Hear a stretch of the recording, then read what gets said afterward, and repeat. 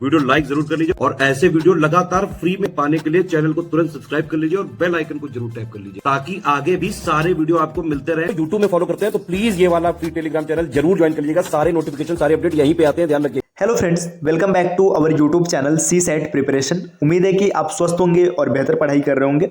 जैसा कि आपको पता है, यूपी पीएसएस प्री एग्जाम जो कि 17 मार्च 2024 को होना था, अब पोस्टपोन हो चुका है और साथ में आरओ का पेपर जो था वो निरस्त हो चुका है और दोनों के पेपर लगभग जुलाई के आसपास होने की संभावना है ना। देखिए, जो यूपी पीएसएस प्री का एग्जाम है ये तो क्लियर कहा गया है कि जुलाई में इसको कराया जाएगा। अभी एग्जाम डेट नहीं आई है, आगे स्पष्ट हो जाएगी। जबकि आरओ के संबंध में ये कहा गया कि 6 माह के भीतर इसका फिर से एग्जाम लिया जाएगा। तो अब हम लोगों के लिए पर्याप्त समय है चीज़ों को सही से मैनेज करने का। तो आज से हम लोग 90 डेज स्ट्रेटेजी की शुरुआत कर रहे हैं। ये रीजनिंग की क्लास होगी या यूपी पीएसएस आरओ इसके अतिरिक्त जितने भी प्रकार के वनडेज एग्जाम है या स्टेट पीएसएस एग्जाम है, जहां जहां रीजनिंग आपको देखने के लिए मिलती है, सबके लिए समान रूप से उपयोगी है ना। तो आज की पहली क्लास में हम लोग काउंटिंग ऑफ फिगर से शुरू कर रहे हैं। काउंटिंग ऑफ फिगर की पहली क्लास होगी, इसके बाद ये क्लास निरंतर लगातार चलती रहेगी। ये सभी प्रकार के प्रतियोगी परीक्षाओं के लिए समान रूप से महत्वपूर्ण है। चलिए आगे बढ़ते हैं। देखिए, यहाँ पे कुछ इन्फॉर्मेशन दिया गया पेड कोर्स से जुड़ी जानकारी के बारे में। अगर आप टीम के पेड कोर्सेज से जुड़ना चाहते हैं, जीएस की कंप्लीट तैयारी के लिए, आंसर राइटिंग हो गया जो मेंस में होता है, इसके अतिरिक्त इंटरव्यू, इन सबकी तैयारी अगर आप एकदम एक जगह से करना चाहते हैं तो आप इन नंबर्स पे कॉल करके पेड कोर्स से जुड़ सकते हैं। ये ज्ञान सर का व्हाट्सएप नंबर है, आप यहाँ से व्हाट्सएप के माध्यम से भी जानकारी प्राप्त कर सकते हैं। आपके पास जितना भी बचा हुआ समय है इसका एकदम पूरा 100% उपयोग कीजिए भाई, इसको नष्ट नहीं करना है ना, क्योंकि ऐसे मौके आपको बार बार नहीं मिलेंगे। अब अगर अभी तक आपने प्ले स्टोर से स्टडी फॉर सिविल सर्विसेज का एप्लीकेशन इंस्टॉल नहीं किया तो आप इसको इंस्टॉल जरूर कीजिए। चलिए अब बढ़ते हैं आगे अपने क्लास की ओर। देखिए, अगर हम लोग बात करेंगे काउंटिंग ऑफ फिगर है ना, अगर काउंटिंग ऑफ फिगर की बात किया जाएगा, आकृतियों की गणना, तो काउंटिंग ऑफ फिगर से कई प्रकार के क्वेश्चंस बनते हैं पेपर में। देखिए, इनमें क्वेश्चंस किस किस प्रकार के होते हैं। देखिए, जैसे मान के चलेगा आपसे सीधा सीधा पूछेगा काउंटिंग ऑफ ट्रायंगल, मतलब त्रिभुज कितने प्रकार के, काउंटिंग ऑफ रेक्टेंगल्स है ना। अब रेक्टेंगल्स में आपको देखिए, रेक्टेंगल्स में कई तरीके की चीजें पूछी जा सकती है। आपसे वर्ग पूछा जा सकता है ना, आपसे आयत पूछा जा सकता है। इसके अतिरिक्त समांतर चतुर्भुज भी कई बार आ जाता है पेपर में।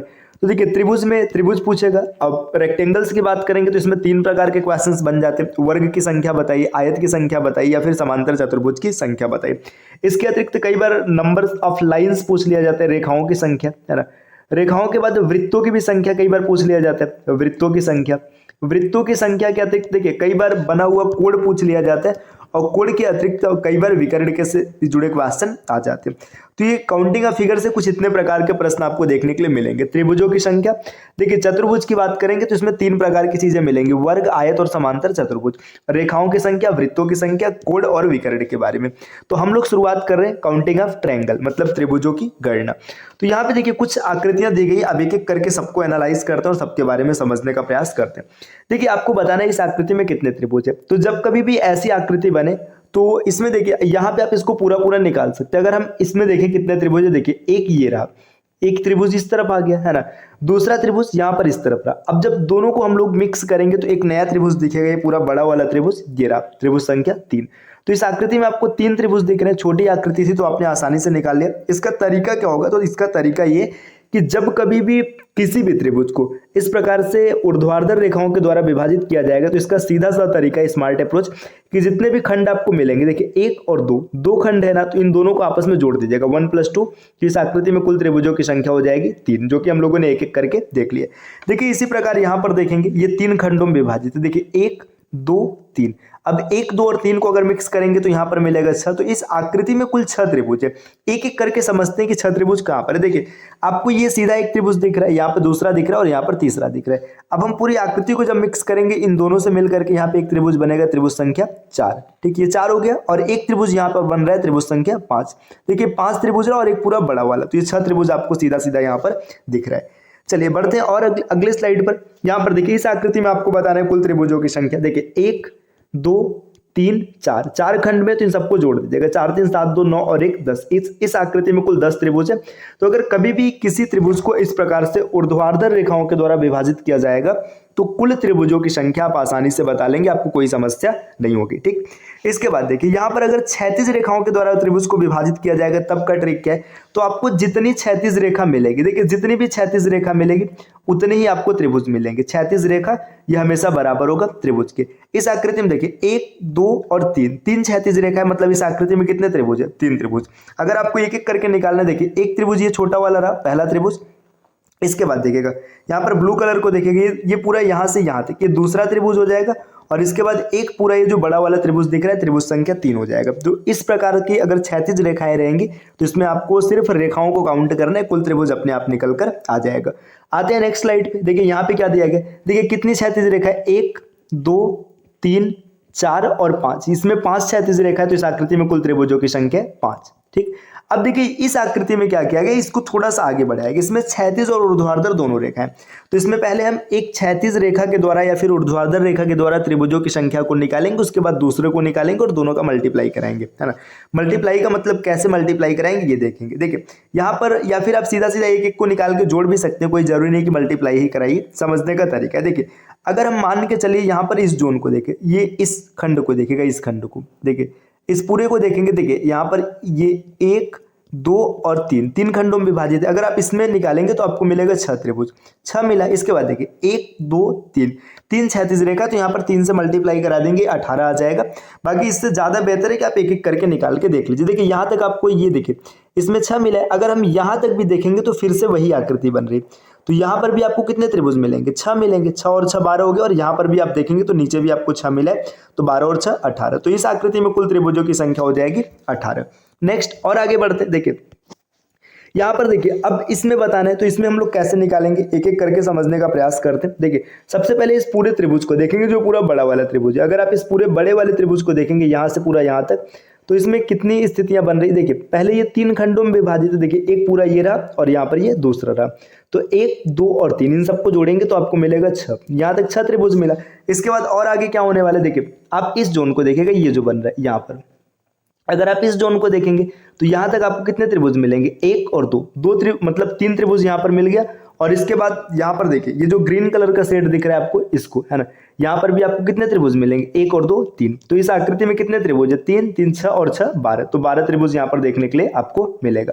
नेक्स्ट अगले क्वेश्चन को देखते हैं, इसमें कितने त्रिभुज मिलेगा। कुछ नहीं करना है, सबसे पहले नीचे देखिएगा 1 2 3 4 5, इन सबको आपस में जोड़ेंगे तो आपको मिल जाएगा 15, यहाँ तक 15 त्रिभुज है। इसके बाद देखिए एक, यहाँ पे सिर्फ एक ही है, तो यहाँ पर सीधा सीधा आप लिखेंगे 1, क्योंकि और कोई त्रिभुज बनने की संभावना नहीं है। ठीक, एक के बाद आगे देखिएगा, यहाँ पर हम लोग और आगे बढ़ेंगे। देखिए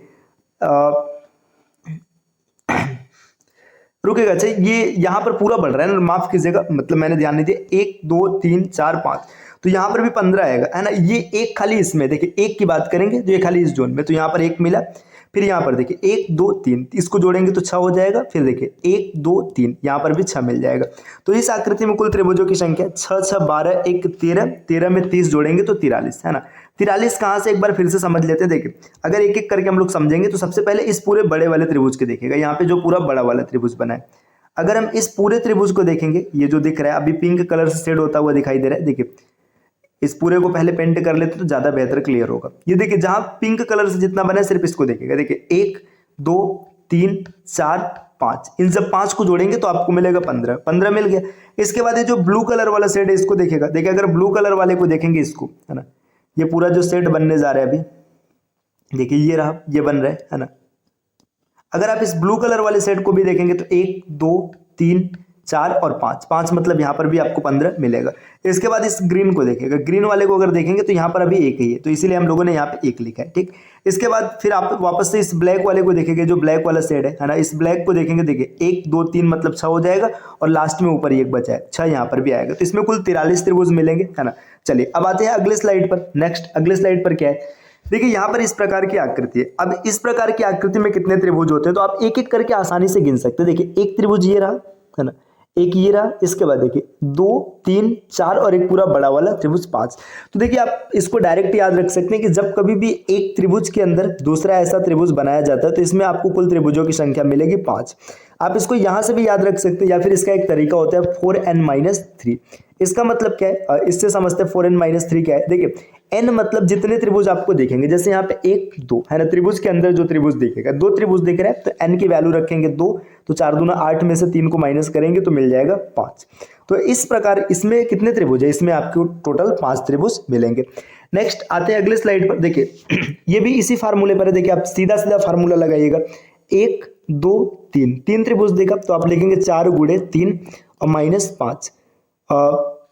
देखिए 4 3 12, यहाँ पर अच्छा -3 होने वाला है ना, -5 मैं क्यों लिख रहा हूँ, रुकिए -3। देखिए 4 3 12, 12 में से 3 गया तो 9। इस आकृति में 9 त्रिभुज दिख रहा है। अब एक एक करके आप काउंट भी कर सकते हैं, कोई समस्या नहीं। देखिए सबसे पहले इस त्रिभुज को देखिए, यहाँ पे ये ग्रीन कलर का एक, देखिए ये त्रिभुज संख्या, यहाँ पर अगर आप इसको देखेंगे, देखिए इसको बनाने से कितना बना, देखिए एक ये अंदर वाला रहा, 2 3 4 और एक यहाँ पर है 5, है ना, 5 हो गया। इसके बाद इसको देखेगा, ये त्रिभुज संख्या हो जाएगा 6, यहाँ पर ये एक त्रिभुज है 7, ये एक त्रिभुज है 8 और एक पूरा बड़ा वाला त्रिभुज हो जाएगा त्रिभुज संख्या 9। तो आप इसको डायरेक्ट भी निकाल सकते हैं और एक एक करके काउंट भी कर सकते हैं।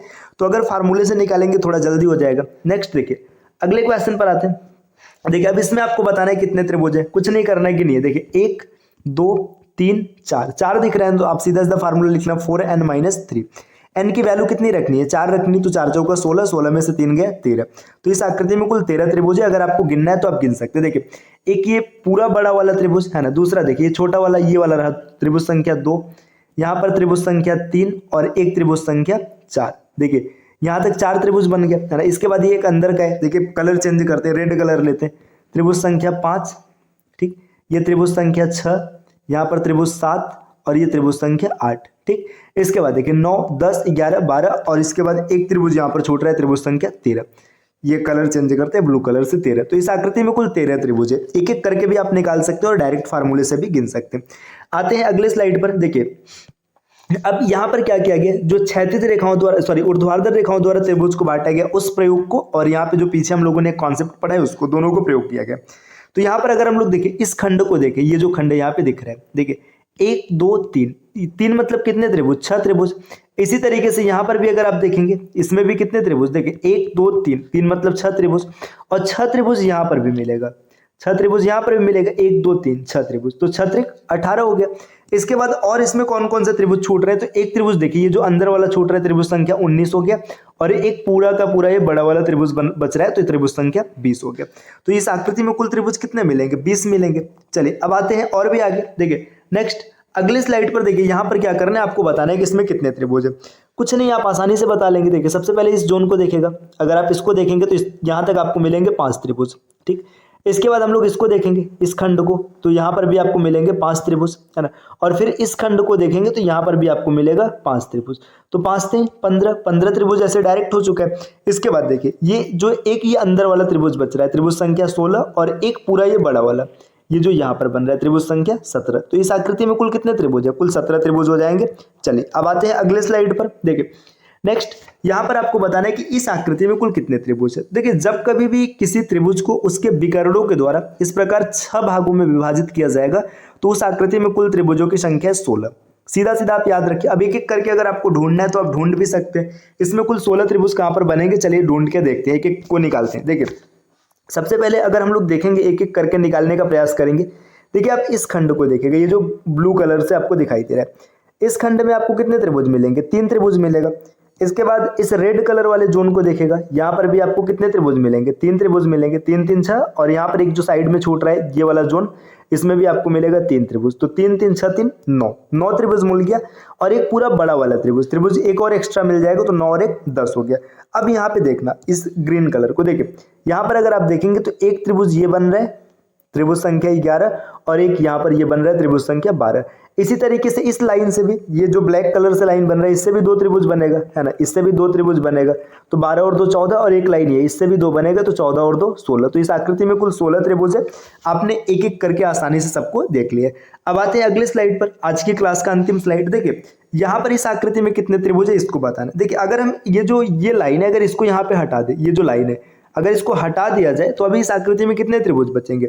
इस लाइन को निकालने के बाद देखिए जस्ट अभी हम लोगों ने पीछे देख रखा है कि जब कभी भी ऐसी आकृति बनेगी तो इसमें कुल कितने त्रिभुज होते हैं, कुल होते हैं 16 त्रिभुज। तो अगर इस लाइन को हम हटा देंगे तो 16 त्रिभुज मिलेगा, 16 तो आपको मिलना ही है। अब इस लाइन को डालने से कितने त्रिभुज एक्स्ट्रा हो गए, चलिए इसकी बात करते हैं। जब आपने इस लाइन को खींचा तो देखिए यहाँ पर ये 3 त्रिभुज एक्स्ट्रा बन गए। देखिए 1 2 इसको जोड़ेंगे तो आपको मिलेगा 3, है ना, 3 एक्स्ट्रा आ गया, है ना।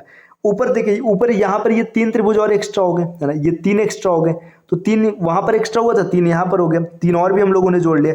इसके बाद देखिए इन दोनों को जब एक साथ मिक्स करके देखेंगे या फिर इस लाइन को देखेंगे, देखिए यहाँ पे एक त्रिभुज ये एक्स्ट्रा रहा, ये एक यहाँ पर एक्स्ट्रा बना और इसके बाद एक एक्स्ट्रा और यहाँ पर बन गया, ये रहा, है ना। तो देखिए 6 पहले हो चुका तो 2 यहाँ पर और मिल गए। तो आप देखेंगे तो 16 और 8 24, तो इस आकृति में कुल कितने त्रिभुज हो गए, 24।